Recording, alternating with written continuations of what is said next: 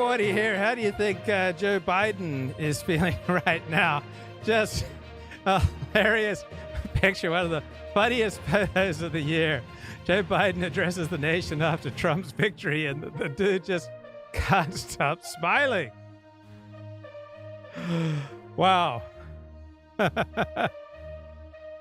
Okay, we've got some Democratic consultants here who are on the ball. It's not just Kamala, he says. It's a Democratic Party which has increasingly become a party of identity politics rather than understanding that the vast majority of people in this country are working class. This trend of workers leaving the Democratic Party started with whites as it accelerated to Latinos and blacks.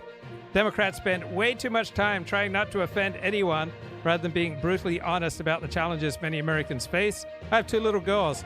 I don't want them getting run over on a playing field by a male or a formerly male athlete, but as a Democrat, I'm afraid to say that. Michael Tracy has a thoughtful post. Arizona approved a pro-abortion ballot measure by 23 points as of the current count. Nevada also approved a similar measure by 28 points. Both states simultaneously voted for Trump. Trump's repudiation of the GOP's traditional pro-life position, he even eliminated it from the GOP platform, seems to have been all political upside, enabling him to appeal to irreligious lower middle class voters, right, who are a growing demographic,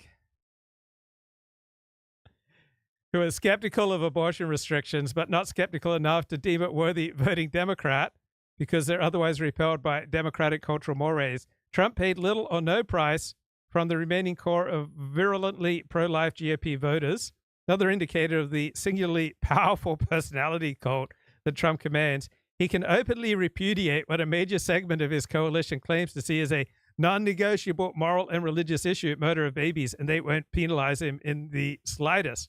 And one reason that's true is that abortion was always fake, right? The furor over abortion was gimmed up by Republican political strategists, and then many Christians took it seriously. But it's never been a major plank of Christianity nor a major plank of conservatism that abortion is murder. Now, you'll certainly find strands in Christianity that frown on abortion, and I'm sure you'll find strands in conservative political thought that frown on abortion. But abortion wasn't a major political or religious issue in this country until the mid to late 1970s, when certain canny Republican political strategists saw it as a way to unite the various fractious bases of a potential winning Republican coalition: the Catholic voters, evangelical Christians, and those who don't like modern sexual mores. But some people took the political strategizing seriously, and so they became all hysterical about abortion. Okay, great point here on Twitter. Kamala has pronouns in her bio. Right? This is so yesterday to put your pronouns in your bio. Tonight's Rachel Maddow monologue is amazing. She urges people to unburn bridges with her old Trumpy friends and relatives, book clubs, etc. Join groups, connect with people who voted for Trump so you can try to persuade them. And Steve Saylor notes, Rachel Maddow always struck me as an American patriot. The argument was this: when my side wins an election, that's democracy. When we lose, that's because they were voting against democracy. It's only democracy when one side triumphs, right? That is by definition the opposite of democracy. So all the late night hosts are quite despondent. Stephen Colbert says the majority has spoken and they say they don't care about democracy. Now I want to congratulate Kamala Harris and Tim Walz on running an amazing 107-day campaign. Like, how out of touch? All right, how out of touch are these guys? All right, here's some of the best Alice in Wonderland leftist. How did we get here? How did we get here? What in the Alice in Wonderland nightmares is going on right now? All I can say is, how fucking dare you? If you voted for that man, if you voted for anybody other than Kamala, and you live in one of the states that it was, close, or if you didn't vote, Fuck you. Senate race. It's not going to happen. Go, Kamala. I chose family. I chose women. I chose America. I love you. How the fuck is this still happening? All I've ever known politically is hatred. I'm done. I'm done. I'm done. I'm done with you. I'm done with you and your mother and your sister. I'm just done with all of this. I'm sorry to all my friends who are Trump supporters. I don't understand how scared of this man I am. If this guy does end up winning again, all of the people who voted for him will be like happy and they'll just be celebrating. And everyone else, everyone who feels threatened by him is fucking scared. Like we're scared for our lives. We're scared for our friends. How dare you put this man into office for another 4 years, knowing damn well what it means for our country, what it means for us as a people. To know that there is that much ignorance and that much hate in this country, it's so terrifying. It's so terrifying. How the fuck are we back in this same situation again? Who the fuck is voting for him? Genuinely. Fuck you. I don't want to hear about how shitty your life gets under his policies.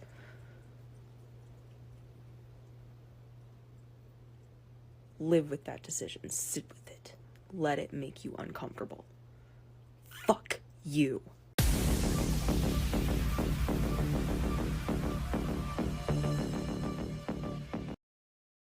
Okay, that was pretty rich. So Kamendov has been going on. What happened to the all messages option for your live chats when you go live on your iPhone? Might you have inadvertently tweaked some setting? It has nothing to do with me, bro. It's YouTube and their settings. I am just a simple Jew humbly pursuing truth. Hummingbirder says, it turns out it's more important to Americans to have a good economy and a secure border than to kill babies.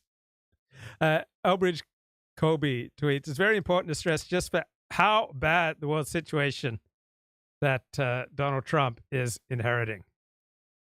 This is critical. The new team will face tough realities and choices. They must be judged accordingly. So, wait, I want to, okay, think of America's foreign policy as an ocean liner streaming toward an iceberg, right?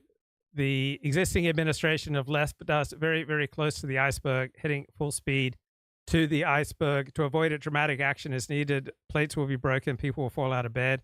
We face major wars in 2 theaters. We have neglected preparing for a far larger one with China and Asia, a far more important one with China and Asia. Our military readiness is low. Our defense industrial base has atrophied and not been fixed. We've blown through key munitions. Right? Think of Donald Trump and J.D. Vance as turnaround executives, leaders hired to get us out of dire straits. Judge them by that standard. Don't judge them by the riding high 1997 standards. Washington Post reports, well, let me tell you what they're reporting. This news story was written by Dan Lamoth, and the military spread thin. The open-ended crisis in the Middle East has begun to squeeze the Pentagon, fueling unease over the U.S. military's ability to balance imminent threats to American interests there with longer-term objectives as Russia and China test Washington elsewhere in the world. Signs of strain were underscored in recent days by a decision to withdraw the sole U.S. aircraft carrier in the region, the USS Abraham Lincoln, whose imposing presence defense officials credit with helping to contain the ongoing violence between Israel, Iran, and its network of well-armed proxies. The Biden administration has kept at least 1, and sometimes 2, aircraft carriers in the Middle East for more than a year, since the Hamas-led attack on Israel in October 2023 spawned a multifaceted conflict defense with no end in sight. When the Lincoln departs in coming days, the Defense Department instead will rely on a mix of other forces, including naval destroyers, B-52 bombers, and land-based fighter jets, to sustain its expansive and potentially combustible deterrence mission that stretches from the eastern Mediterranean to the Persian Gulf and other volatile shipping routes around the Arabian Peninsula. Major General Patrick Ryder, a Pentagon spokesman, told reporters that the new deployments will provide a significant amount of capability on par with what we've been doing in the Middle East since the crisis there began. The shakeup occurs as the Pentagon grapples, too, with shortages of key munitions it has used. Okay, what else did I bookmark on my timeline?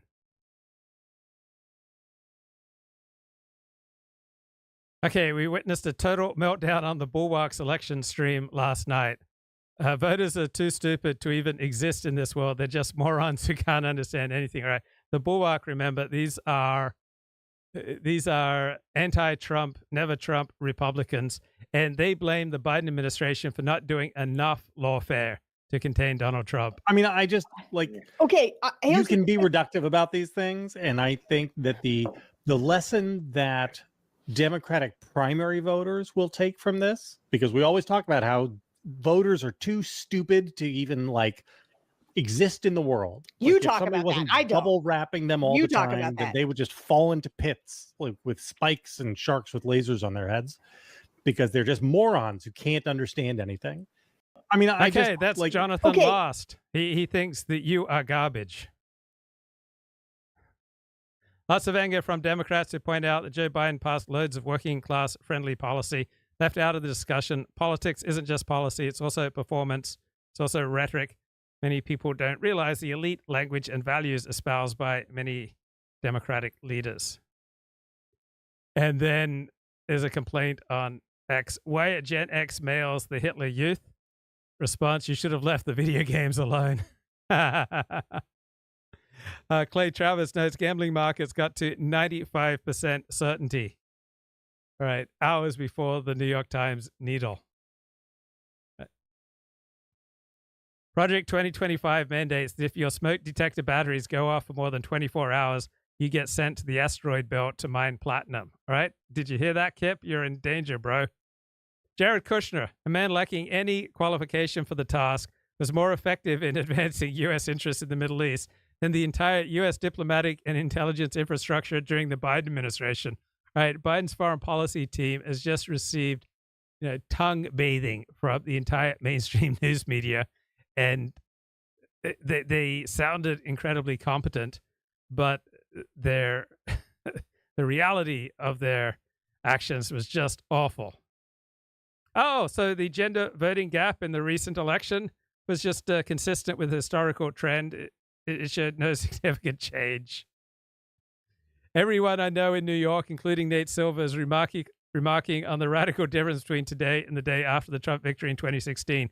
Everybody in the city looked like it was 9/11 then. Today, it was totally normal. Right. This is the Commentary Magazine podcast, and it is excellent. And these are all never Trumpers, but they are quite compelling. We'll continue. And don't stop fighting. Keep fighting, because apparently, if you want to keep the fire burning, you have to keep the fight going. Otherwise, the fire will go out. I don't know what the fight is, and I don't know what the fire is. And I think he is talking here about Kamala Harris's predictably vapid concession speech. I think in that sense, Matt, you said in our text chain that it was one of the more absurd concession speeches that you had ever heard. Yeah, it was. We can't even provide the presumption of grace, as our friend Mark Halpern would say, here at her moment of lowest ebb. Well, I don't think she did. That's fine. Let's not extend the presumption of grace. I'm simply reciprocating. I mean, she gave a 12-minute speech. It was a campaign speech she gave. It was as though she had won the campaign, including the reactions from the crowd. Though so this may be a kind of a Kennedy-Nixon debate thing. I listened to the speech. I didn't watch it on TV. So I understand that, of course, as always, Harris looked great and came out smiling. I understand that Tim Walz was crying, which not a surprise, I will say. And then the crowd, though, what I was hearing, they were very enthusiastic. And at times, the one time she first made reference to President Trump, they almost started one of the lock him up chants. It was like one of those. She said, "I called President-elect Trump," right. And they started saying something, and they were booing. Booing and saying something unclear. Yeah. Whatever. Okay, it's a concession speech. Granted. What she didn't do that Hillary Clinton did do 8 years ago was say, "I hope he succeeds." She never said that. Instead, the back half of the speech painted the authoritarian nightmare that she has been describing on the campaign trail, and that the media is, again, saying is going to fall when Donald Trump has a second term. And that I thought was odd. I mean, you lost the election. You lost it decisively. You didn't win anything. Why not just say, I talked to President Trump today. I conceded the election. I'm going to help with the peaceful transfer of power. But I want my supporters to know we're going to continue to fight, even if you want to use that word, which apparently Democrats can use, but Republicans cannot. I'm going to continue to fight for the values that I believe in the years ahead. See y'all later. That wasn't what we got. And so I was a little bit, I was a little miffed, John. But not only does she not hope that he succeeds, I think the fight is the fight to constrain him. That's the fight that continues. Because, as John has brought up before, how can she wish well the rules of the man the presidency of the man that she said is a fascist? The regime, Abe. What's that? The regime. That's right. The regime. Yes. Yes. But that was my. This is why we should add that just before she gave this very late in the day concession speech, there's no reason she shouldn't have given it in the morning. She did call Trump, and from what we know of that call, she couldn't resist scolding him as well and saying, "I hope you're the president of all Americans," which is ironic because he actually did put together a broader coalition that does look more like America, as the Democrats like to say. And her own party, which loves what America looks like when it votes Democratic, had been calling these people garbage in the run-up to the election. So I agree with Matt. It didn't even sound like a concession speech, but there was as a bookend to the Harris campaign, it had the same sort of vapid and meandering tone, and no one will remember either her campaign or this speech in 2 weeks. That's an interesting thing to take a few moments on. So I read somewhere, I think Edward Isaac Dovier of The Atlantic said, she is clearly setting herself up to be the leader of the resistance going forward. Wow. Well, that's like Trump's luckiest break in a while. I have a son named Isaac, so I am innately sympathetic to Edward Isaac Dovier, but he is a comic figure on social media, inadvertently comic figure very often. And so I'm inclined, of course, if I read something by him, to think that the opposite is likely true. But this seemed to me to be as dumb a thing as I've ever read, because she is about to go down a memory hole so deep and bottomless that in 2034, when there is a question on Jeopardy about who was the Democratic nominee in 2024, the three panelists will stand there blank until the tone goes bumpa and Ken Jennings or whoever's the host says, Kamala Harris. Who was Kamala Harris? Only he will probably pronounce it Kamala, because he too will have forgotten that we were beaten over the head with. I'm surprised by how quiet America is. I am surprised by what's going on social media from the left, and the New York Times. Disappointment looks different this time around. Nails it. This article is by Madison Malone Kirchar and read by an automated voice. My feed feels like a funeral, Julie Mayer, 35, said on Wednesday afternoon before Vice President Kamala Harris made her speech conceding the election to President-elect Donald J. Trump. Ms. Mayer, a lawyer in Philadelphia, said the online reaction to the election results felt different from the last time Mr. Trump won the presidency, though many of the key elements are the same. A female Democratic nominee losing to Mr. Trump, Ms. Mayer said that many of the other Democrats she follows on social media seem to be experiencing a stunned, quiet, and somber feeling rather than the frenzied shock of 2016. Last time around, there was the immediate call to action, Ms. Mayer said, referring to the Women's March, the mass demonstration that took place the day after Inauguration Day in 2017, but had its planning begin as the 2016 election results rolled in. This time around, it's sort of just a resigned feeling. In interviews, multiple social media users said they were surprised by how quiet their feeds seemed on Wednesday, with some users posting the sorts of things they would share on a typical day. Brands advertised sales and new arrivals, influencers uploaded sponsored content, and friends and family shared photos of everyday life. Social media algorithms can place users in small bubbles of online content, making what one person sees on their feed vastly different from what another person sees. But some who remember the anti-Trump protests in the immediate aftermath of the 2016 election, many of which were organized online or at least amplified there, say calls to action seem curiously absent on social media. Sierra, a 30-year-old who lives in Washington and spoke on the condition of anonymity for fear of professional repercussions, said she ran out of Instagram stories to watch, which was not the norm for her feed. It feels as though people are in a waiting pattern for some clarity, waiting for someone to tell them what to do, she said. Some users, including Sierra and Ms. Mayer, remarked that they were seeing a handful of the same posts circulating among those mourning Ms. Harris' defeat, like a post from the musician.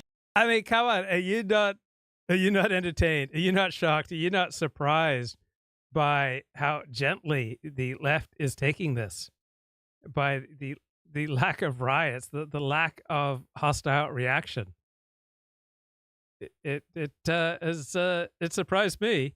And damn, I mean, Judd Podhoretz and company, they are so good. The idea that we were to pronounce her name Kamala. So Kamala. Excuse me, Kamala. Kamala, There we go. Don. Kamala.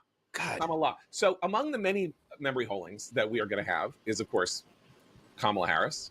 I think Tim Walz is actually now will have a job after January, right? He has 2 more years in his 2 more term. years of his job, and I don't know. That's not going to happen. Okay, And then he can run for president. But yeah, we have. He would make a good game show host because he has this sort of. Yes, he would be a good game show host. Okay, this is the most significant thing that I watched today. Mark Halperin, his show. Whoop, that's the show this evening. Where is his show this morning? Yeah. Okay. Big topics for us. The Trump transition. We'll talk about that today. The meaning of the election. And if you look at the journalism, you see 2 categories of things, basically. One is the inside baseball stuff. You know, the Harris people blaming the Biden people blaming the Harris people, what happened with the ground game that was so vaunted, et cetera. And then there's what's to me of more interest, which is the big picture of just how significant the Trump realignment is, or at least appears to be. And the meaning of this is super important because, for instance, there's now talk in Republican circles, you didn't hear much of this before the election, that Alito and Thomas will retire, allowing Donald Trump to put 2 more justices on. So he'll have named 5 of the 9. It's amazing that Republicans control the Supreme Court, considering that Democrats have had power. Is it for 12 of the last 16 years? And what happens to Justice Sotomayor? Relatively young by Supreme Court justice standards, but what if she's unable to continue in the office? And we Right, she has really poor health. have another situation where Democrats will say, why didn't she retire when there was a Democratic president? The transition, which is where I want to start. Transitions are really hard, and every president I've ever covered gets frustrated. I can't get people confirmed. It takes forever. The background checks take forever. The confirmation process takes forever. I got a bunch of people running the departments on that I don't know.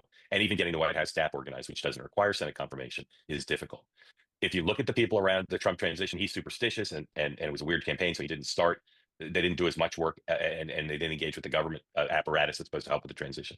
So, Sean, what's the sort of optimistic case that the Trump team is going to hit the ground running on January 20th? Or are you concerned, as some of my sources are, that there's a lot to do and different power structures within the transition team and outside the transition team that can also slow things down? It's a great question. It's an interesting question. And I'll answer it by this. It depends on whether you're grading on a curve or not. And what I mean by that is, I think he's going to be much better suited than we were in 2016. That's a testament to something. And so the question is, what do Democrats think it's a testament to? Okay. Barack Obama, in his statement yesterday, latched onto what a lot of Democrats are latching onto. COVID leads to inflation, leads to incumbent parties losing. That's better than saying the people who voted for Trump are garbage. That's better than saying Trump tricked them through propaganda, his voters. But to me, it's not that great because, first of all, they claimed they were going to win. And second, it doesn't really tell you anything about where the Democratic Party needs to improve. Now, you have some, even though I think the media is completely, so far, completely not owning up to its role. We'll get to that probably some other episode. Most Democrats are not. They're either shell-shocked or they're blaming various things, including Barack Obama blaming the COVID. And I think one of the big winners was independent media, long-form podcasts, platforms like this. That there is a recognition, and reason I tie that in is I think this White House, you're going to see a very different briefing room. You're going to see a very different focus on who they talk to as a White House, because there's a recognition.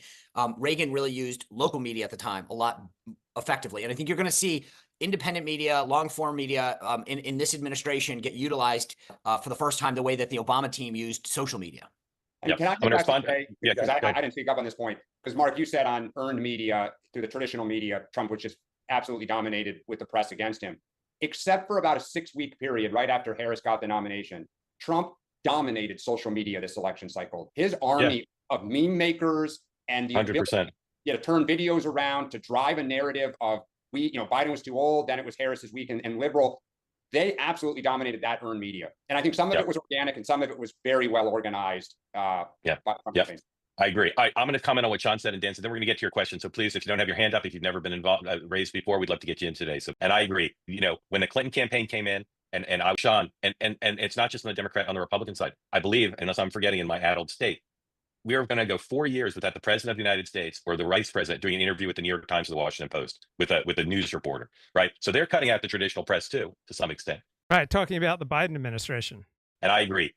When the Clinton campaign came in, and I was new to covering the White House, and the old hand White House reporters would say to Dee Myers and George Stephanopoulos, well, this has never been done this way before. And Dee would be like, yeah, it's never been done this way before. That's the way we're going to do it. That's nothing compared to Trump in 17 and Trump in 25. Their attitude is they're going to no allegiance to, well, the network pool wants to do it this way because it's always been done this way. It's all going to be different. And to give you guys an idea of what Mark's talking about, and so in 2016, we met with the White House Correspondents Association, and they said to me, this is how the briefings work. You come in, you start your briefing, and then when you're done, you call on the AP reporter first, you go down the row, and this is the kicker, and they said at a certain point, the AP person, because they are the status that they are given, will say, thank you very much, and that signals the end of your briefing. And I said, really? Okay, so the first briefing that I held on that Monday, the real one, not the one we don't have to talk about the other one. The first person I called on was Daniel Halper at that time at the New York Post as a hat tip to President Trump. And I worked from the back of the room forward. And then the AP reporter, I think it was Julie Pace at the time, said, thank you very much. And I turned and said, nope, thank you. I'm going to keep going, and went on. And that the goal was to send a signal that we weren't here to play traditional rules. And I think most of America probably didn't pick up on any of that because they don't care who gets called on when. But the idea was to send a very clear signal early on that we weren't here to abide by traditional rules that the press has dictated to us. I'll stay on the media for 1 second because it's, I think, super important. As you all... Bros, did I steer you straight? Right? Have I not been telling you for months that the private polling, right, shows that Donald Trump is in a very strong position in the battleground states, even very likely to sweep all the battleground states? I steered you straight. I steered you to Mark Halperin. I gave you the good inside dish that was superior to all the mainstream news reporting.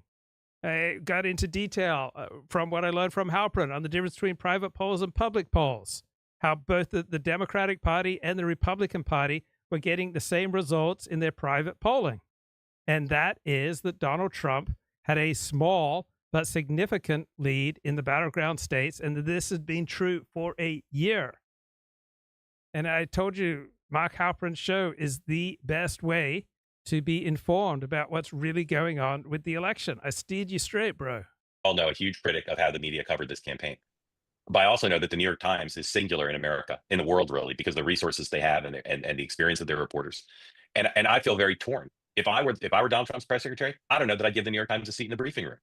In all honesty, I would say I'm going to give that seat to a podcaster who was fair to us, right? Isn't that hilarious? Wouldn't that be hilarious if the New York Times, the single most powerful journalism organization in the English-speaking world, probably in the entire world, didn't get a seat for White House press briefings?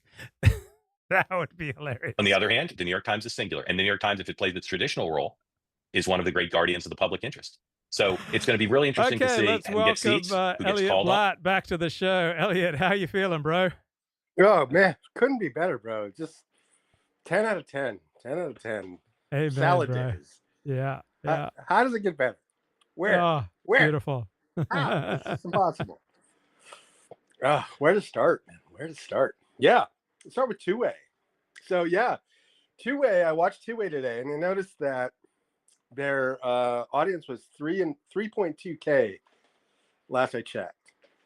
That means on Live. YouTube. Yeah. Live. And they also have they're about similar numbers on X at the same time. Yeah. So prior to the election, they were in the 2-something. Yeah. Which shows, you'd expect, I would expect the interest to drop off a little bit after the election, but it seems to have grown. Yeah. So I think he has a winning formula there. Oh my And God, yeah. I would have never known it but for 40. So, And it's so superior to every other source of information. Like you go to Halperin and you found out months ago that Donald Trump, according to both campaign insiders, their private polling indicated that Trump was ahead in the battleground states and had been for about a year. exactly. It felt like I was in on some secret information. So like during the whole election, I wasn't the least bit ruffled. To me, it was a fait accompli. I just thought it was over, and I had no suspense, no drama. I was not surprised, and it felt like it was like an insider stock deal or something, Yes. And I didn't capitalize on it like I should have in retrospect, but and then it was exactly Spicer had predicted 312. I don't know if you recall that, but yeah, that's exactly what it ended up being.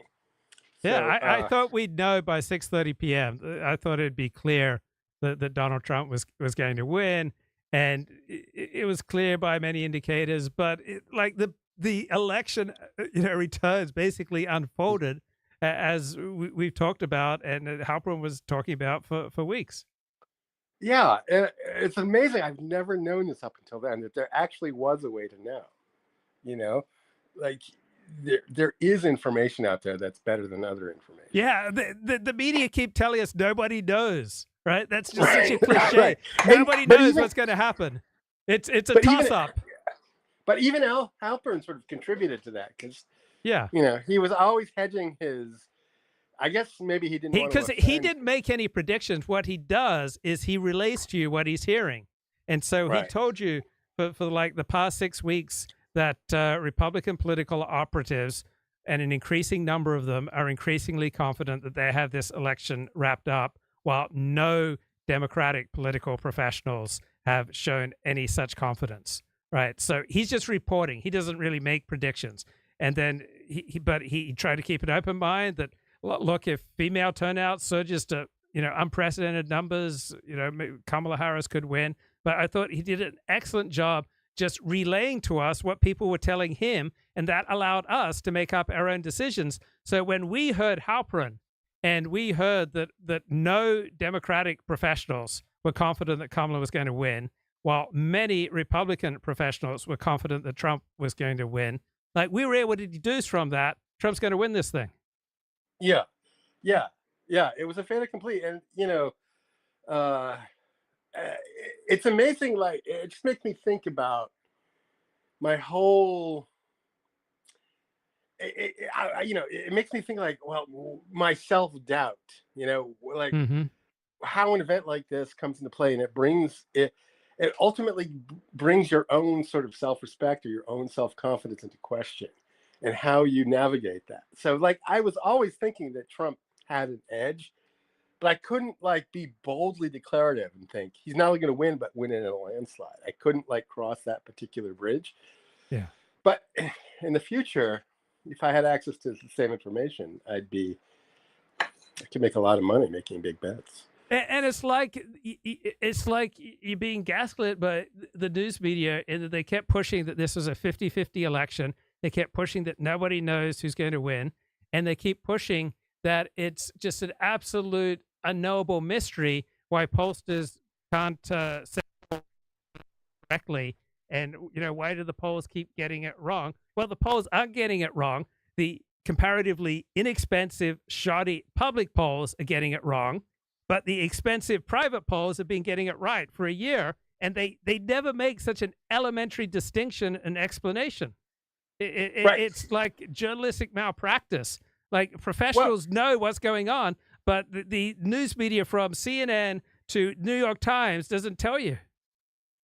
Well, the thing is that you have to realize there's journalism as the truth-seeking function, but there's also journalism as the business, and the journalism as the business needs you to think that it's a neck and neck horse race, because that keeps you tuning in. Right. So I really don't think it's like ideological that's driving this. I think what it is, it's the business people saying we need to we need to convey this as a neck and neck horse race. I think at the end of the day, money talks and bullshit walks. It's a bit like football announcers trying to sound excited when you've got a 41-0 game. Yeah. But Good you'd analogy. think they do all these explainers. Like, explainers is a huge thing in journalism these days.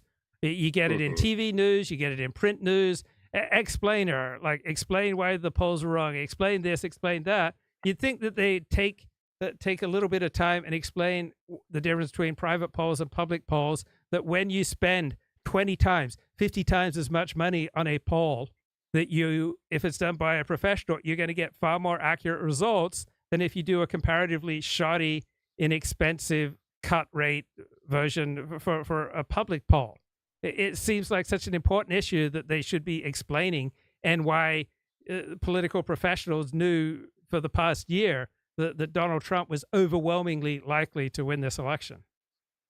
Okay, and so take it a step further. Do you think that's why sort of the tech bros, the tech titans out there, where they either jumped on Trump's bandwagon early, or at the very least became remarkably neutral in the case of Zuckerberg and Bezos.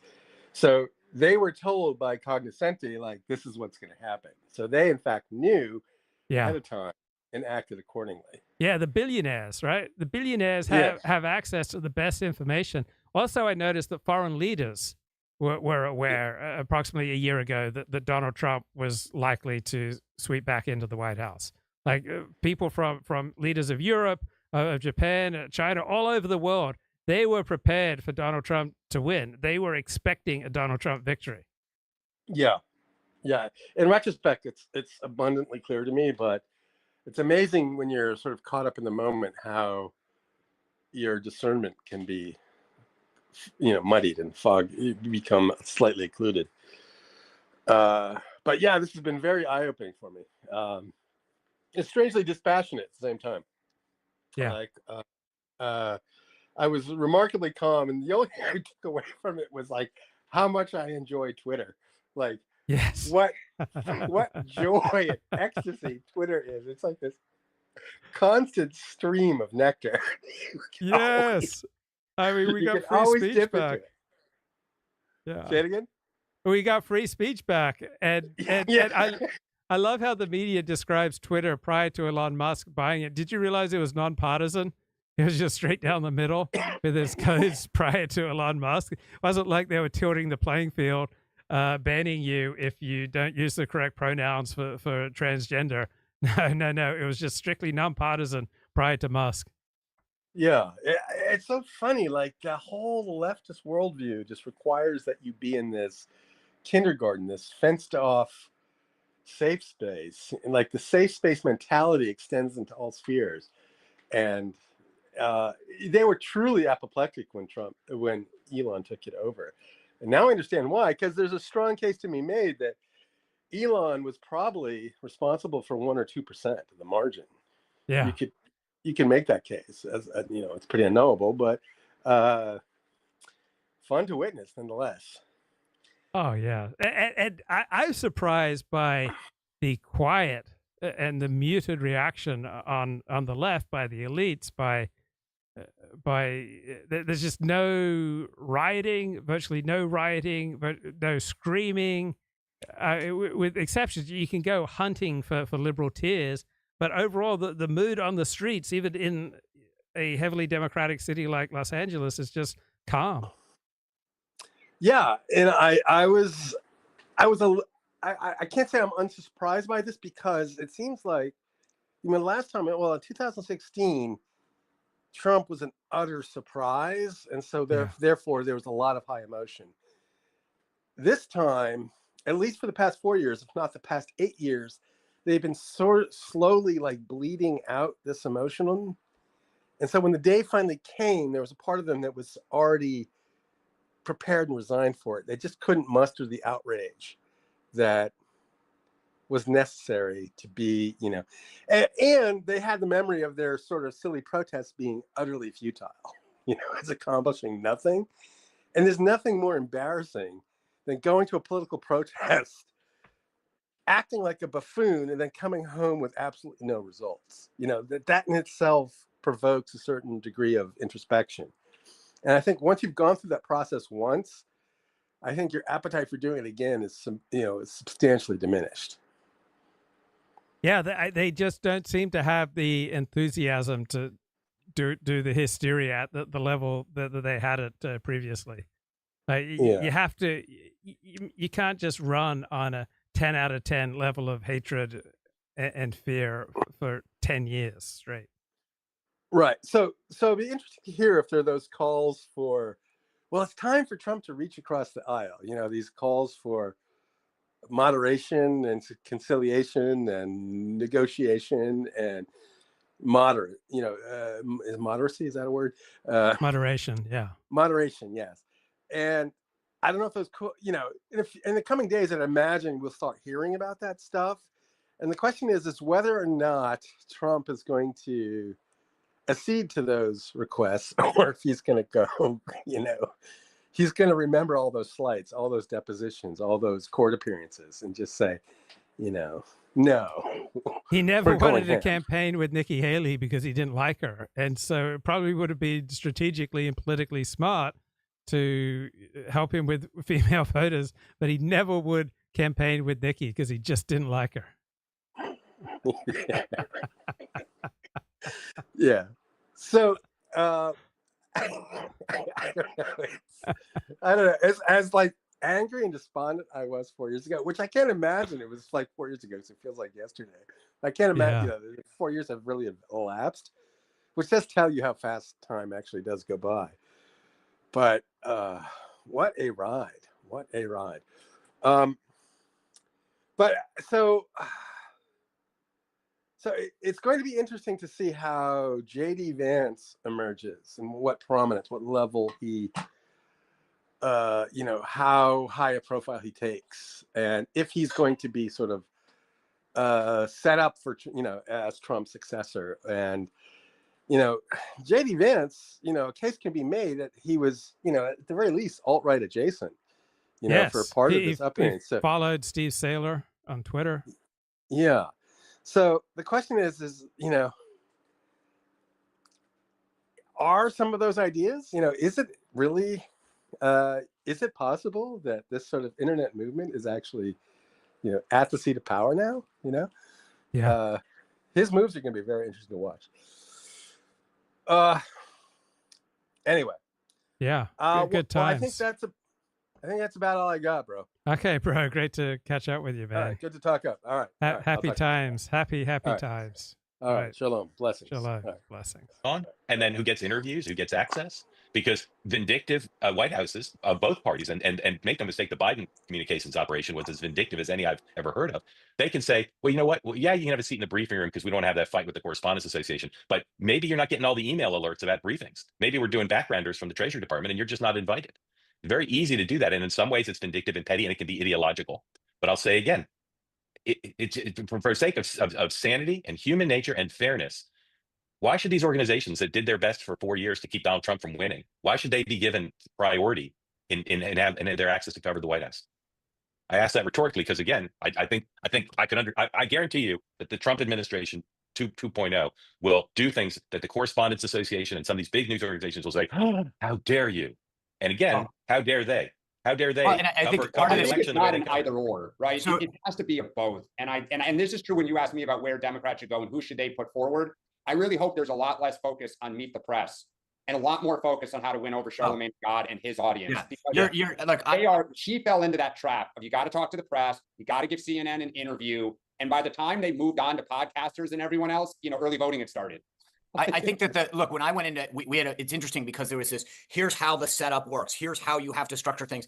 And to some extent we dealt with that, but there is going to, if you get the right people, and this is why who he chooses, not just for press secretary, but getting some people in there with experienced hands. What Mark just brought up, just for people to understand, the White House press office gave the seating chart over in 1984 and said, you guys, we don't want to deal with it anymore. Who sits where? You guys figure it out. They get to still issue passes. So the White House decides who gets a day pass, a weekly pass, and a hard pass. But where you sit and the locations on the lawn, that's up to the Correspondents Association because we don't want to deal with that headache. And the reality is, to your point, Mark, we had a lot of discussions about a lot of different things, and I had to make the decisions about which glass did I want to break, how much did I want to break, because it was me that was going to have to walk over it, right? And so there was a lot of people in the idea factory saying, kick this person, do this, do that, and I was like, you know what, guys? There are certain battles, like petty ones, like I said, who gets called on when, I can deal with, but I'm not going to deal with reassigning every seat. And it was only because how many battles you want to fight. Now, I agree with you. If I were them this time, I'd say, knowing what we know now, let's fight that battle. We're not going to kick you out of the briefing room, because I don't believe that that's how government should operate. But you're certainly not sitting in the front row, and we're certainly not going to bend over backwards, because I'd rather give, all of these other people, independent media folks. I mean, and just one last quick thing that people understand. Corinne, my view as press secretary, if people wanted access to the briefing room or whatever, I was an all of the above guy. I was like, if I give everybody access, I can't get in trouble, right? Because then I can say, I just gave it to everybody. I think that Corinne Jean-Pierre took away all of the hard passes of people who weren't credentialed to Capitol Hill, which is a much harder credential to get because it has to do with your funding as a media organization. And that went way over the heads of most people because, again, no one really cares except the independent media that does. I think the Trump White House should restore that, give more access, not less. So anyway, that's they're all super interesting, and we're all benefiting greatly from Sean's experience. I'm appreciative of that. I'm probably too late for me to clarify because people will clip off what I said earlier. I'm not advocating they pull the New York Times press credential or their seat in the briefing room. I'm saying I could understand why they would. And until the New York Times and other places acknowledge the flaws in their coverage, I could imagine the Trump White House doing that. And I think just as a matter of market share, forget the unfairness. Rogan got, I don't know what's up to, 50 million, whatever it is. Like these places, the legacy places, they don't have the same audience. And from Ari Fleischer to Sean Spicer to everybody else who worked in the Trump White House, they know how ideologically biased these places are. Why would you put your ideological enemies, who are not full-time guardians of the public interest, why would you privilege them over places who have growing audiences and are not ideologically hostile? Now, it would be a huge mistake. And if you clip what I say today on social media or on our website, please include this part. I want guardians of the public interest in there. I don't want a bunch of toadies to Donald Trump asking all the questions. That would be horrible for the public. But what I would understand is if the Trump people said, these people have declining market share and they're hostile to us, why should they get to ask all the questions? I want people like me who are guardians of the public interest, regardless of the party, asking tough, fair questions. That's who should be credentialed. That's who should be given access. That should be called on primarily. The partisans can get access to. I hope I'm clear. Just quickly, because Okay, you're probably wondering what's going on with Kamala Harris right now. She's going through a tough time. Thoughts and prayers, guys. Hello. I don't know what to tell you, Barack. I have no idea where the money went, right? $20 million? Can you tell Beyonce to give me a call back? She can also just wire me. Technically she should pay me back. I didn't even perform. Is this Offset? I thought you guys broke up. Can I talk to Cardi for a second? Hey, girl. Yeah, listen.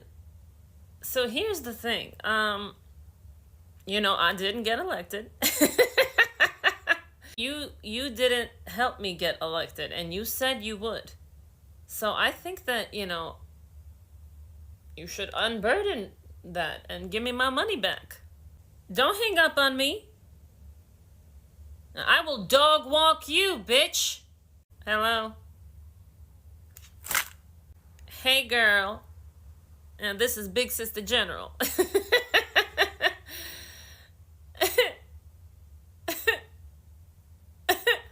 No, everything is fine. Listen, let me ask you a question. What do you think if you gave me my money back? Hi, Willie. You need a lawyer? Hello? I ruined my knees for that man. Nancy, stop calling me. No, stop calling me. Didn't you retire? You got your own problems, bitch. You need to just... Okay, look, I'm sorry. I take it back. Look, listen, can you teach me about the stock market? I don't know what any of that means. Look, how about I just give you my password and you bet on some stocks for me? I'm in a little bit of a financial pickle. I guess I shouldn't have said that they were at the wrong rally. It's all Big Mike's fault. Hey, Whoopi. Are you bitches hiring? Hello? Predator looking ass bitch. Okay, here's a good bit on this morning show. Appreciated and reported achievements of the Biden administration is the commitment to excellence and diversity. They did better far and away than any previous administration of finding great people who look like America. Donald Trump, I believe, doesn't have the same concern. Doesn't mean there won't be any diversity. But if he said, hey, we're going to announce 3 cabinet appointments today, they're all white men, he's not going to say, and no one around him is going to say, oh, we can't possibly do that. We have to have diversity in every announcement. I think the press secretary will be a woman. I think the chief of staff will be a woman. I think you'll see a lot of white men in a lot of big jobs. The diversity thing wasn't an issue in 2016, meaning that was never a conversation until the very end, when a couple people tried to insert themselves saying, here's what I offer. You guys haven't said this. This is reason I want you to hire me. I don't think so. I agree with that. He's not going to care. He didn't then and he won't now. But I do on the rest of the thing. I don't care if you identify as a woman. If you're not a woman, you're not going to become press secretary. Yeah. Dan, anything you want to say about that? Yeah, one thing I'll be curious about, because Bill Clinton did this very well, was he stocked diversity in kind of sub-departments. And not a lot of bright, shiny stars for the Democratic Party right now. And look, one of the problems with the Democratic Party is, like in 2004, when there was somewhat of a similar result, there was a young guy named Barack Obama who got elected in Illinois. If you look across the map, there are not like young stars that you're like, okay, even in that blue state, maybe Andy Kim in New Jersey, but he's been a House member. You can't say Adam Schiff in California. He is who he is. When you look in Congress, yes, there will be people who will rush to the microphones always and forever. But, that bench is a little thin. But I'll be curious to see, because most Democrats right now think 2026 will be a great time to run because they think there will be blowback against Trump like there was in 2018. So which, House member or other thinks about jumping for the Senate or running at home for governor, who will want to be on MSNBC at 1 o'clock in Rotunda to start building that brand and defining themselves. We went on for 37 minutes. I found it fascinating what these two guys were saying. I enjoyed it. Some people only want to hear from the community. Okay, let's get, this is Mark Halperin from this afternoon. Susie Wiles has been named the White House Chief of Staff. The reaction on X so far is very favorable. And the best tweet so far is from someone who said she's actually not the first woman White House Chief of Staff. That would be CJ Craig. West Wing fans will get that. If you want to be in on the conversation, please raise your electronic hand. If you're here on the two-way platform, if you're watching on YouTube, welcome in. Also, as always, if you're in the chat with comments, peace, love, and understanding, don't want to read anything personally negative about Susie Wiles, but if you have something you want to say, please do. She's been heavily profiled this year because although she didn't have the title campaign manager, she did run the campaign. And this will be seen perhaps by everyone in the party except for Ron DeSantis, with whom she had a falling out, as very positive. And again, if you go on X right now, you'll see praise from Capitol Hill, from all sorts of people. She is, I speculated this morning, the morning meeting this morning, Sean and I said we were almost certain she would get it. But it's incredible she's going to go right into this job, because running a presidential campaign is very tiring, and being chief of staff is famously an incredible burnout job. Without disparaging the 4 people who served previously as Donald Trump's White House chief of staff, I will note that some have already said on Twitter that this is the first chief of staff he's had who he fully respects and who fully knows how to manage him. And Susie has a long relationship with him. She worked on the 16 campaign running Florida, on 20 as well. And shortly after the last election where he lost, he asked her to take over his political operation. And then when he started the campaign. And I'll just say a little bit about why Susie is so universally respected. And even Democrats, both in Florida and nationally, who know her, in my experience, they agree, is she's incredibly meticulous and well organized. She is an honest person whose word is her bond. She is not a day trader. She deals with people knowing that she's likely to have to deal with them again. And even if she's not going to have to deal with them again, that the right thing to do is treat people the right way, even if it's a one-time transaction. She's also very tough. And will this White House be chaotic? Yes. All White Houses are to some extent. And anything involving Donald Trump's going to have some chaos associated with it. But the naming of Susie Wiles, as compared to, I would say, pretty much anyone else, makes it as likely as possibly could be that there will be order in the White House and also in the transition. Although Susie's not in charge of the transition, she'll have a major voice there. And that means all the things that need to get done in a transition in the White House have to be well managed. And, excuse me, it is said accurately that part of why being president is so hard is that the only decisions that come to the president are the ones the president has to make. And by definition, they're the ones that the people below him have not been able to make. Amongst the many jobs of chief of staff is to decide which of those decisions really need to go to the president. She should be great if she's anything like the job she did on Trump's campaign. All right, here's a good question. Who pays that debt? If someone's campaign is in debt, like John was saying, who pays that? That's an awesome question because the law changed. And so in the business, it used to be that, whatever. Now it's the candidate is personally liable for that debt.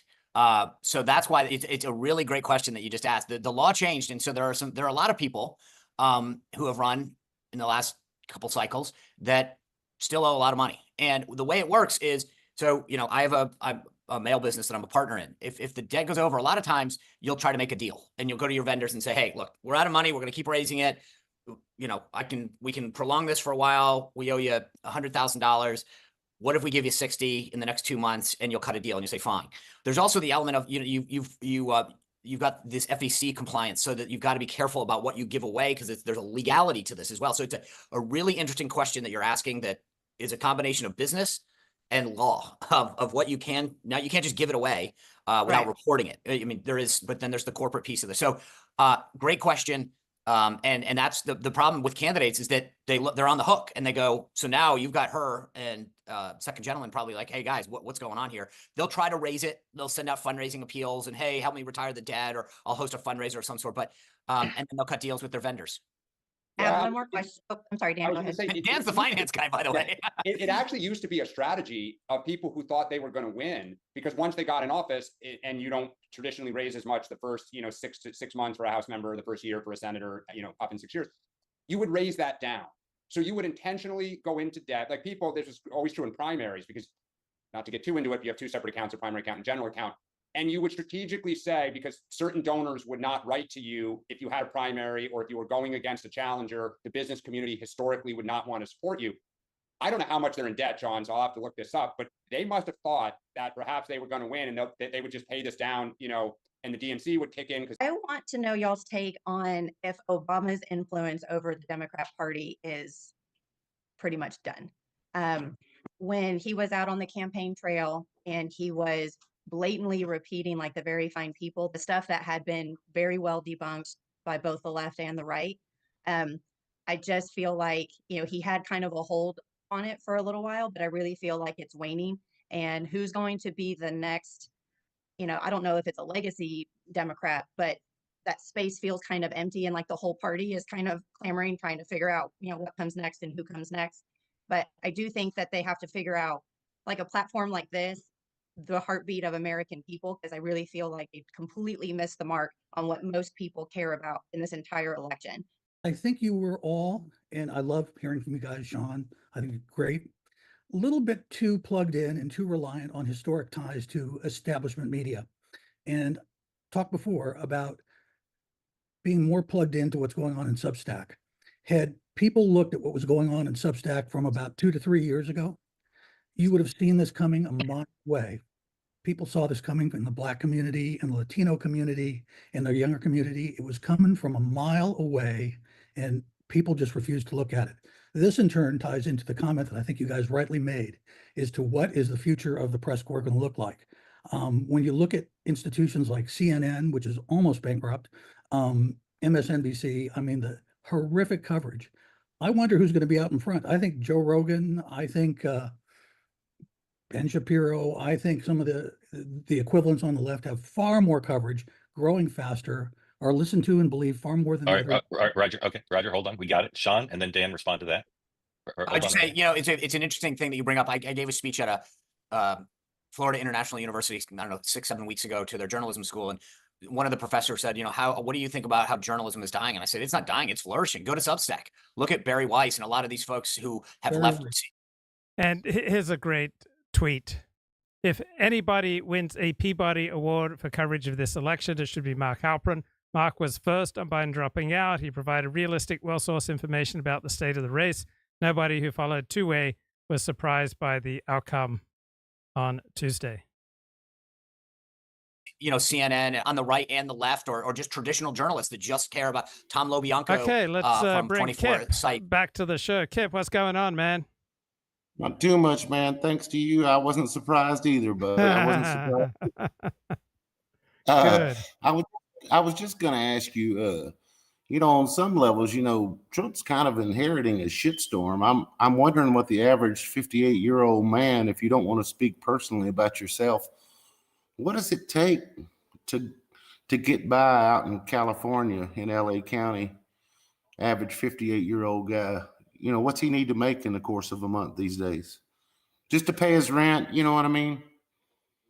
All Okay, that kind of stuff. if you're a single guy, then you could get by. If you got a roommate, you could get by on 60 or 70,000. If you are married and have a kid, you need to have a joint household income over 100,000. When you're saying 60 or 70,000, you're talking, that's not take home pay. You're talking about total salary, right? Yeah, and living with a roommate. Okay, so 12 to 1,400 a month, a man can still pull it off with a roommate. No. 12 to 1,400 a week. A week. I'm sorry, 12 to 1,400 a week. If he's Yeah. making 1,400 a week, he can pull it off with a roommate. And I guess he's got to make what, $2,000 a week to pull it off without a roommate? $2,000. Yeah, that's no, he could. Yeah, maybe 80, 90K. So it depends on where you live. I mean, some people have rent controlled apartments and they've been able to stay there for 20 years at a very low cost. But overall, people in Los Angeles spend a higher percentage of their income on rent than pretty much anywhere else in the country. Mm-hmm. I noticed where I grew up in the 80s, probably ended in the early 90s, but there used to be like definite shift work where you could see the first shift was getting off work and the highways would be busy. And then there was a second shift, and then there was a third shift.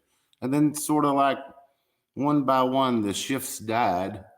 And like they still, in Chattanooga, where I grew up, they still make the moon pies and they still make the Little Debbie snack cakes and they still make some things. But it's mostly shifted to like a service sector job where everybody's selling each other Starbucks coffees, or, they're all taking care of each other. Is LA kind of like that, or is there still a lot of real jobs available out there? Well, I think white collar work or service work is a real job just as much as a manufacturing job. You don't see waves of shift workers. I mean, there's not, at least the people I know are not working in manufacturing jobs. But one thing that did come to mind is that people in America work harder than pretty much any other country and are more productive than pretty much any other country in the world. Mm-hmm. Did you, were you scratching your head a little bit about Kamala was the best they could come up with? Did you feel like she was just a placeholder, or did you feel like she was their best? Or do you feel like they were pigeonholed into that because they were echoing all that DEI crap? But why do you think they came out with such an unlikable candidate?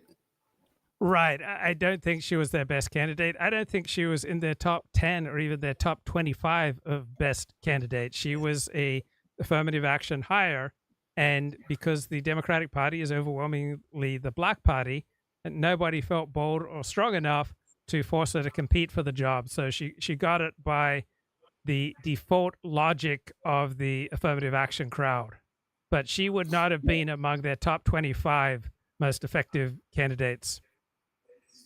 I don't know, from Maxine Waters to Joy Reid to Sonny Hostin and the rest of them, black people post-election have come off kind of sounding kind of racist. Have you noticed that? It's kind of like we stuck our finger in their apple pie or something. Did you catch that vibe? That was. Oh yeah, there are all these stories in the media about how white people let down America, that white women let down America by voting for Donald Trump. But the funny thing is, I think this is only true of a tiny percentage of elites in the news media. Overall, I think African Americans in the United States don't have a strong connection with Kamala Harris because she's only 1/4 black, right? Her father was half, maybe a half or a third black, and then her mother was, all Brahmin Indian. So Kamala is as much white as she is black, and more than either of those identities, she's twice as much Brahmin Indian. So I don't think your regular African American felt much of a racial connection with Kamala. I mean, she doesn't look black. She could pass as any of a number of exotic identities, just like Barack Obama could have. Right, but from Obama on down, they really treated blacks as if they were like it's their duty to vote for all the Latino guys and the black guys, that they were somehow selling their soul, by voting for a conservative or whatever. That's really it's pretty racist. That's basically saying, keep your ass on the plantation. How dare you step away from the plantation? You didn't catch that vibe from people like Obama all the way down. Sure, but I don't think racist is a bad thing. So it's just strong in-group identity, and I think the world works largely along racial lines, and so I don't have a moral problem with it. I thought it was probably somewhat effective for them at times, and then not so effective this time around. But in groups and racial identity is what makes the world go round. It's not, individual freedom. Yeah. I've been trying to make a point that I thought the culture was garbage, and basically has been for the whole 21st century.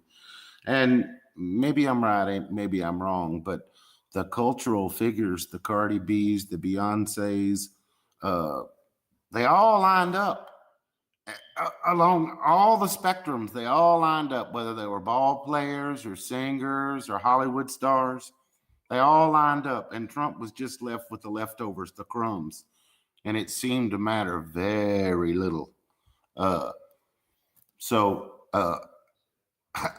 I think just like the TV news maybe has lost its grip on people because it kept bullshitting them. I think all the bad movies and all that, people aren't so mesmerized by those celebrity types anymore. You think there's something to that? Well, I think people did not evolve to be gullible, and that was as true in this election as it was 50 years ago or 1,000 years ago. People are not easily manipulated, not by celebrity endorsements and not by TV commercials. I don't even think political campaigns and $1 billion worth of advertising sway many votes. I think people fundamentally come down on the side of their self-interest. And I hear the chirping is back. So what the heck? I thought you'd taken care of your beeping. I'm going to get a free trip to the asteroid belt. You know what I mean? I'd like to. I got to thinking tonight that I remember thinking back to 2015 before Donald Trump came onto the scene. And the Republican Party just seemed like a bunch of decrepit old has-beens. And I thought it was time to throw dirt on the whole party. And now fast forward in my mind to like last night and tonight, and it's the Democrats that need to like rebrand or something. It's like they backed a bad horse or something. You know what I mean? All this DEI stuff. And one thing where I really think they overplayed their hand is the Latinos. The brown people that they did not expect. What was it? 44%. That's almost a dead heat going for Trump. Yeah, because the Republicans, the Trump campaign did not appeal to them as Latinos. It appealed to them as Americans and as fellow citizens, and says, we're going to improve the economy. Do you remember how much better the economy was under Donald Trump? And so it worked. And there's also the Donald Trump charisma factor, that he is exciting. Rob Long, the TV producer, he was a producer of the TV show Cheers. He wrote for Cheers, and he made a point that presidential elections are about casting who you want to be the lead character in America's reality show. And At the end of the 2020 race, I think a majority of Americans were just tired of Donald Trump's antics, and they wanted someone calmer in the lead role. But now, after 4 years, almost 4 years of Joe Biden, there's an excitement to Donald Trump that people want to see him in the lead role of America's reality show. And I think an awful lot of people just find him incredibly entertaining, and all the furor around him entertaining. You know, in your time alive from 1966 to now, you will agree with me that we've never seen a time of flux where everything is like up for grabs, being reimagined, if you will. I hate to use that word because I know it's their word, but you notice it was COVID that did that. Something about sending people home for a period of time broke people out of their patterns. You know what I mean? Yes. And everything that you took as an assumption, Luke Ford, is not so ground and set in stone as it was. If you notice that, and it happened, it was that COVID. It was sending everybody home for COVID, telling them they weren't vital or whatever. It was giving them a chance to repattern, reprogram. And that played out in so many ways. People nosing into what their kids were doing on online schooling and then losing their marbles over what they were being taught. You know, it played out in so many ways.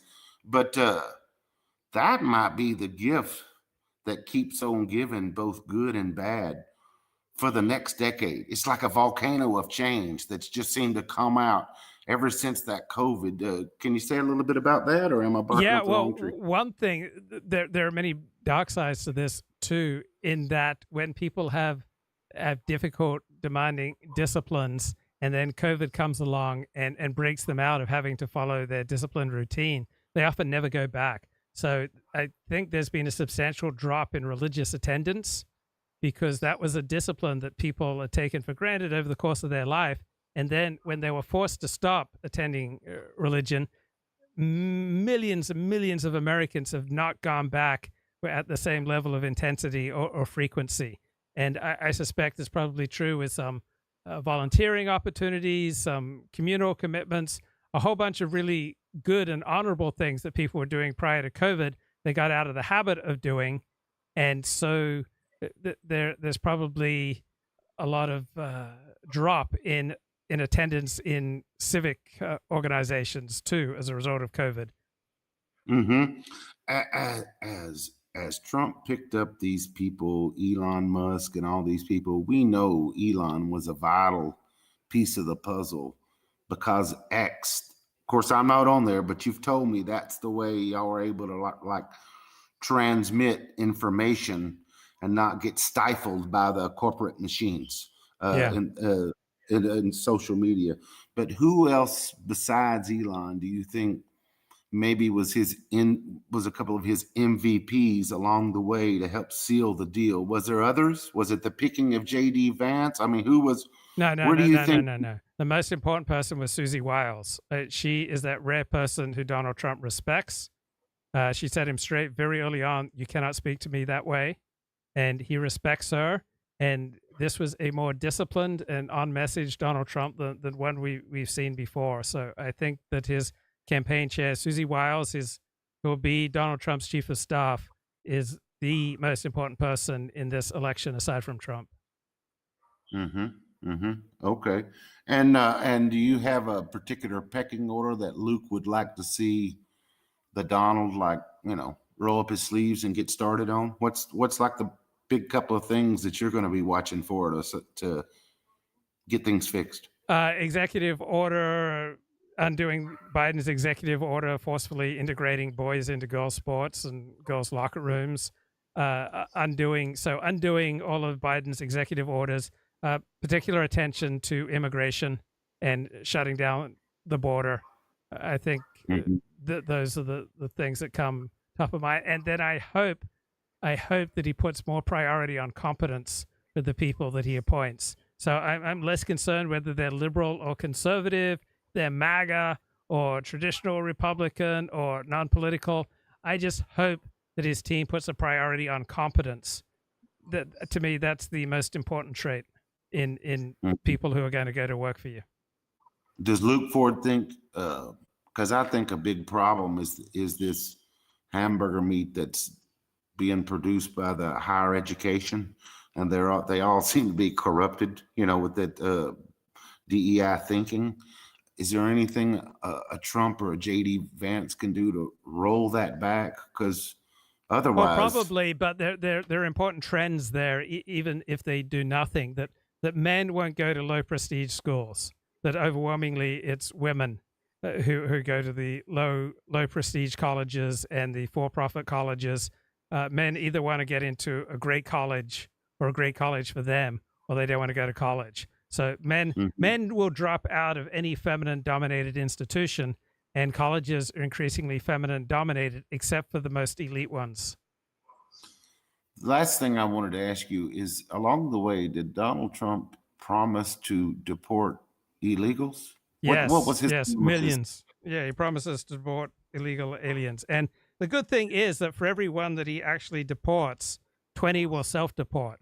So if he simply deported 10,000, right, 10,000 times 100, I mean, Right. you're talking Right. a substantial number. So Well, for that's every, amazing. yeah, for every one that he deports, there are going to be 50 to 100 who will self-deport. So if he Right. can just start moving the needle, there will be many positive returns. Right. Is it just because they fear the deportation? It plays in their head, and they just leave? Yes. They stop seeing a future. So we don't live in the present. We overwhelmingly live in the future. So if you knew that you were going to die in 2 years, that would completely transform how you're living. That would be with you every single day. And so if people cease to see a future for themselves as illegal aliens in the United States, that's what they'll be living in, right? They'll be living that there's no future here. And so they will get out overwhelmingly. So you change, you bend a curve, right? You change people's perception, right? So previously they had the perception that there would be some kind of grand deal and they would become naturalized American citizens, that there would be an amnesty. But if you change the projection, so no, there's not going to be an amnesty, there's going to be a deportation. People will thinking ahead, people will start making plans to leave. Mm-hmm. All right. Well, you've helped me out a lot with some of my thinking, and I'll let you get back to the show. Thanks, man. Thanks, Kip. Good to catch up with you. Take care, bro. Bye-bye. Okay, here are some of my other favorite tweets. All right, Joe Biden's failure to invite Elon Musk to the 2021 White House Electric Vehicle Summit was one of the dumbest and most consequential unforced errors of the 21st century. Big doors swing on little hinges, and be careful of showing people disrespect. I bet once the hurt and embarrassment subside for Kamala Harris, she privately will rejoice that she lost. The imposter syndrome was getting to her. Then we've got, ladies and gentlemen, the editor-in-chief of Scientific American. Every 4 years, I remember why I left Indiana and remember why I respect the people who stayed and are trying to make it less racist and sexist. The moral arc of the universe isn't going to bend itself. Solidarity to everybody whose meanest, dumbest, most bigoted high school classmate are celebrating early results because F them to the moon and back. Right? This is the editor-in-chief, Scientific American. She since deleted the tweets and apologized. Kamala Harris made no omissions or apologies over the fact that she and her entire campaign compared Donald Trump and every single person who supported him to being Hitler or Hitler-adjacent. Terrible concession speech. And J5 Killer's got an interesting thought. MPC, which is Kevin Michael Grace's favorite website, is the most culturally relevant think tank. And Mark Halperin had some... I'll have to find some of his points here. Doggone it. Oh, okay. It says Democratic Party lacks any clear agreement why Trump won, and they lack an obvious once-in-a-generation talent to lead them back. The Democrats are going to be at Trump's mercy for a good long while. Trump's government will be filled with a lot of senior officials who will reassure Wall Street, foreign capitals, and many Trump haters, at least those with open minds. Trump will start with an enormous amount of influence over Congress. Dominant media won't come close to taking responsibility for their role in helping Trump win. They won't fire those whose bias and incompetence has been on display for as long as a decade. They won't take the steps necessary to understand the Trump movement. They won't reorient for the next 4 years in any meaningful way. None of the Democrats who some pined for in 2024 to be their presidential nominee will play a significant role in trying to shape the party or the nation. When honest political scientists study the dimensions of Trump's win, they will realize that Trump's remaking of the Republican Party in 2016, turning it into a white working class party, was nothing compared to what happened this time, turning it into a black, Hispanic, white, young, independent working class party. Trump will end the Ukraine war. He will safeguard Israel's security. He'll increase energy production, decrease regulation, cut taxes, control the Mexico border, conduct a mass deportation, and change a myriad of social policies. The remarkable achievement of Susie Wiles and Chris LaCivita will be adequately appreciated in some quarters. We will now see the largest mental health crisis in American history as tens of millions of Americans, including many of the nation's liberal cultural institutions, including Hollywood, can't handle the truth about what happened. The stories of how Kamala Harris became the Democratic nominee, the past of Kamala Harris and Doug Emhoff, the cover-up of Joe Biden's loss of mental acuity, how the attempts to keep Trump off the ballot, lawfare, and other anti-democratic methods aimed at stopping Trump ironically backfired, and this will only be told if the right people get the right book deals. Right, if they get enough money to concentrate on the book. A lot of pronouns coming out of bios and email signatures today. That's Bridget Fatassi, who recently published an essay, Why I Regret Being a Slut. She was Playboy magazine's sex columnist. And we have The Atlantic saying, there will be a rush to blame Kamala Harris. Her result does not scream underperformance. It was a normal performance. And John Podhoretz says, liberals bizarrely committed to the idea that Kamala did great. She did not do great. She was running against about the most unpopular politician of our time. She had every star in America on her side, and she laid a gigantic egg. Oh, this is The View. Harris would have won if we could regulate social media. Well, it would help if we could regulate social media, because one of the biggest offenders is D.C. and Congress have not been able to do one thing in regard to the rogue corporations of social media. It's not going to get any better with Elon Musk now in the administration. Yeah, if only they could have regulated social media more. In an alternate universe, Obama praises Trump. Trump becomes friends with Obama. Never even considers running for office. Just does 10 more seasons of The Apprentice. So the shooting of the Archduke Franz Ferdinand is the most significant historical event in modern history. This is the second. To put this birth certificate matter to rest than the Donald. And that's because we can finally get back to focusing on the issues that matter. Like, did we fake the moon landing? MSU professor, as a queer immigrant woman of color, I just cannot go on. Class has been canceled. We needed Twitter files for the entire federal government. Open up the book, see what's really going on.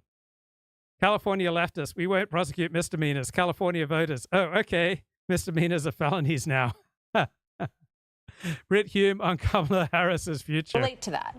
So this is the first day of the rest of her life, right?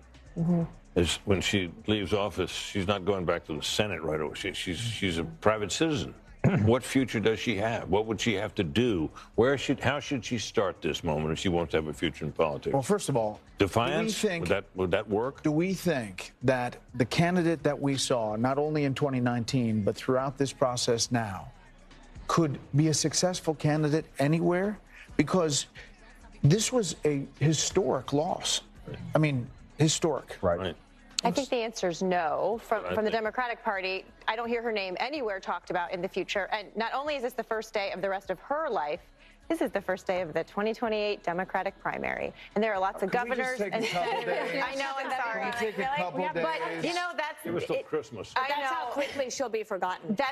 And that's how quickly these governors, Josh Shapiro, Wes Moore, Gretchen Whitmer, Pete Buttigieg, I promise you, they are talking to their teams today, and they're going to talk to them about how to rebuild this party that today is very, very broken. Can we do winners and losers where we got them? How much of Jeff Bezos' turnaround can be explained by the fact that he has spent the last few years watching his ex-wife spend billions of dollars that he earned on garbage work philanthropy. The betting markets predicted Trump's win before any of the public polls or the news media. That's true. Kamala skipped Joe Rogan, but she did Saturday Night Live. She generally only did scripted, controlled events. She avoided long conversations that could reveal her as a person. Trump and Vance did the opposite. They took chances. They showed themselves. Victory for transparency and the new media. And here's a stupid tweet. Kamala Harris had done everything the same, but she was a white man. She would have won. Kamala Harris was only in that position, not because of her competence and accomplishment or intelligence or her gifts. It's only because she was a DEI hire. Elon Musk is such a dumbass. He spent $44 billion on Twitter. All he got was control of 3 branches of the federal government. What did Kamala Harris do? She raised an insane amount of money. Her introduction went well. The convention was a success. Her convention speech was a success. She crushed him in the debate. She closed stronger than he did. She hit her marks, except her mark was apparently on the edge of the orchestra pit, and she fell right into it. Only some parts of the world, those who believe the dominant media coverage, are in shock that Donald Trump wins. Israel was in the proverbial doghouse for a year, even though it was the victim of the Hamas attack, got the cold shoulder. Now countries are coming in from the warmth to embrace Israel again, seeing the U.S. election. Yes, once Donald Trump's elected, suddenly Morocco reasserts ties with Israel.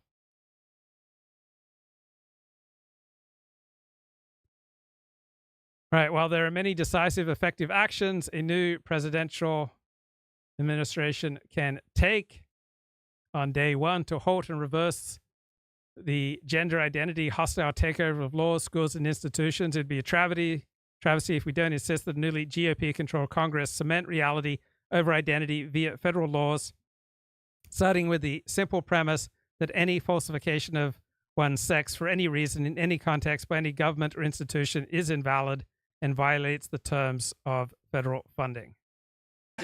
You can see him coming out to the lights and waving to everyone. Hello. Not Jeopardy. Maybe is it cake? Yeah. Cake would host? Or the floor. Is He it can or host the floor? the floor. Yes, Yeah. the floor. Okay. But I'm saying that the Democratic Party has a mission, an obligation, a deep mission internally for its own sanity. And I don't mean this because I mean they will believe this is the case, to make it as though what just happened never happened, was anomalous and weird, and everything about it was weird, and provides no guideposts for them going forward. Because, and you're already seeing this in the postmortems, it's so odd. He was so old. Okay, I wonder what's going on with the lawfare against Donald Trump. All right, that's essentially coming to an end. Prosecutor in the case, he let Alvin Bragg get away with it. Even worse, he used testimony protected by immunity. So a fair judge would toss the verdicts next week. And I'm with you, Sean. I doubt Rashawn will. He may proceed to sentencing and ignore the fact that New York law does not support incarceration, but it doesn't matter because Trump is entitled to bail pending appeal, and he cannot be imprisoned while by a state court while he's president. No higher court would ever allow it on constitutional grounds. So, I don't think that case will ever survive. What do you think, Professor? No, I think the lawfare is over in relation to Trump himself, but they're still going gung-ho after Trump's lawyers. They're even trying to disbar me in Massachusetts because I defended Donald Trump on the floor of the Senate and because I challenged the use of voting machines in Arizona for the future if the voting machine companies won't transparently tell us how they count the votes and what their algorithms are. So they're still going after the lawyers. They're going after the lawyers mostly in state courts and in front of state bars. There's something called the 65 Project, which is much more dangerous than the 2025 Project, and people are not paying attention. I want you to stay focused. I know you've taken on controversial cases your whole career, but I'm asking you very specifically. Will these cases, and constitutionally will all these cases go away, and should they go away? They will, they should, but they won't go away against the lawyers. And as Shakespeare said, if you want tyranny, the first thing, kill the lawyers first. And so they're changing their tactics. They're not going to go after Trump, but they're going to go after the lawyers. And this will have a big impact on both Trump's governance, and it will also have a big impact on American freedom. But no, the cases against Trump are over. They're done. They're not going to be in any way validated. And if Bershon sentences him, what happens then? Bail, conviction reversed on appeal, no possibility of a jail sentence, and I think virtual 100% certainty that the case will be dismissed. I think every single one of the cases against Trump will end up in the garbage pail.